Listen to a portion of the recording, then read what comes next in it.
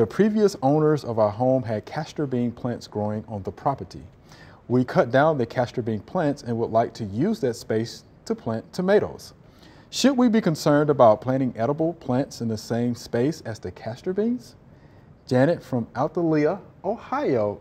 It's an interesting question though. So they want that space to plant tomatoes, but should they be concerned about planting the castor bean plant there? Well, that's a good question. It's a good question. Because as we know, castor bean is toxic. Right, rising. Yes. It is grown as an ornamental. I've grown it myself. It's a beautiful plant. Oh, yes, it beautiful plant from Africa. Has fantastic large leaves, beautiful in an ornamental garden.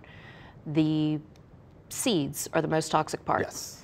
So it is my understanding that after the castor bean, the following season, you should be able to grow whatever you'd like there. Okay. That the only issue would be if some of the seeds have fallen and remain in that soil.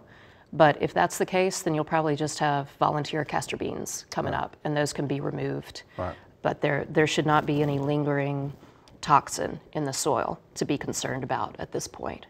No, you're exactly right. Yeah, so the toxin again is going to be in the seeds. It's rising, is what that is. So there's no toxic material located in the roots. So yeah, once you remove that plant, then it should be okay. Right. You know, you should have, again, that space for your tomatoes.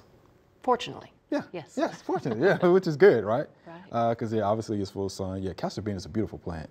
It is. Yeah. I like the robust growth habit. It's real nice. Yes, and some of the varieties have bright red leaves, so it's a fantastic foliage plant for a display, but definitely one to be aware of how toxic the seeds are.